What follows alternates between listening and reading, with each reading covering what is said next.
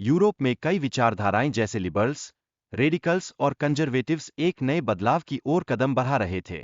इन सबका एक ही मकसद था, समाज में समानता और स्वतंत्रता की तलाश करना।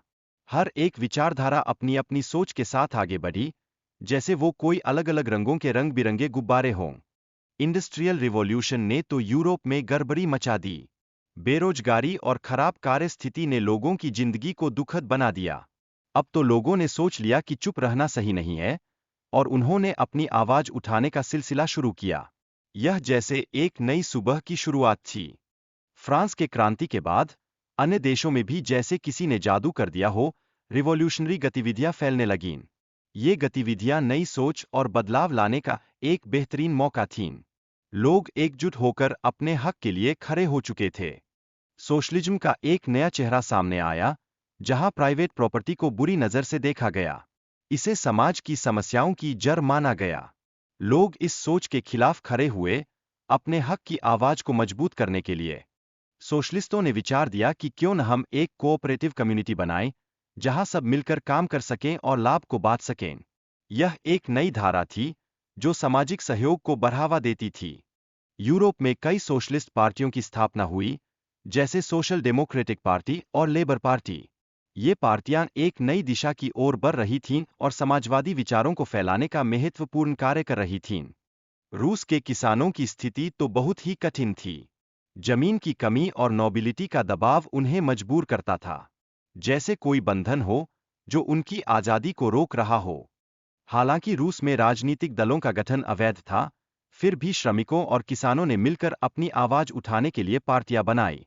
इनका मकसद था अपने हक के लिए खड़े होना और परिवर्तन लाना। यह घटना श्रमिकों और अन्य वर्गों को संगठित होने के लिए प्रेरित कर रही थी, जैसे एक नई ऊर्जा का संचार हो रहा था। राजा ने जनता के दबाव में आकर कई ड्रामों का आयोजन किया, लेकिन ये सब बस शोभा हो गए, क्योंकि जल्दी ही इन्हें खत्म कर दिया गया। इसने राजा की सत्ता पर प्रश्न चिन्ह लगा दिया। पहली विश्व युद्ध के दौरान यूरोप में संघर्ष ने अपनी गहराई बढ़ाई। अलग अलग देशों की सेनाएं एक दूसरे के खिलाफ थीं, और इससे जनता का सरकार पर भरोसा कम होता गया। राजा की गलत नीतियों और गैरवास्तविक सलाहकारों ने जनता में असंतोष पैदा किया।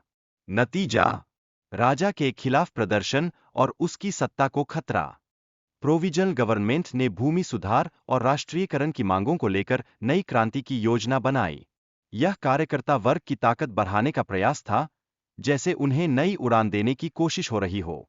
लेनिन ने प्रोविजनल गवर्नमेंट की नीति को चुनौती देते हुए श्रमिकों को एकजुट करने का प्रयास किया।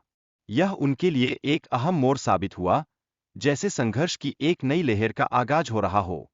24 अक्टूबर 2017 को विद्रोह की तैयारियों ने आकार लिया और प्रोविजनल गवर्नमेंट को सफलतापूर्वक हटाया गया। यह क्रांति की दिशा में एक बड़ा कदम था, जैसे किसी ने आशा की रोशनी फैला दी। सिब्बल के आगाज के साथ रेड, ग्रीन और व्हाइट दलों के बीच विवाद बढ़ गया। यह संघर्ष देश में राजनीतिक अस्थिरता का कारण बना, जैसे कोई तूफान आ रहा हो। स्टालिन के नेतृत्व में सामूहिक खेती की नीतियों को लागू किया गया। यह सब उनके लिए एक नई चुनौती थी। किसानों के विरोध और भूखमरी के बावजूद ग्रीन उत्पादन में कमी आई। इससे लाखों लोगों की मृत्यु हुई और सरकार के खिलाफ असंतोष बढ़ा। यह लोगों की आवाजों की गूंज थी। बोल सहवाग ने conference of the people of the east का आयोजन किया। इस कॉन्फ्रेंस में विभिन्न देशों के लोग शामिल हुए और विचारों का आदान प्रदान किया। यह एक नई शुरुआत थी। सोशलिज्म अब विश्व स्तर पर लोकप्रिय हो रहा था, खासकर वर्ल्ड वॉर सेकंड के दौरान। भारत में भी कई लोग जैसे नेहरू और टैगोर इससे प्रेरित हुए। यह एक नई धारा थी। रशियन प्रेसिडेंट के आने के बाद सोशलिज्म का विचार वैश्विक स्तर पर फैल गया। इससे लोगों को नए विचारों और स्वतंत्रता की प्राप्ति हुई।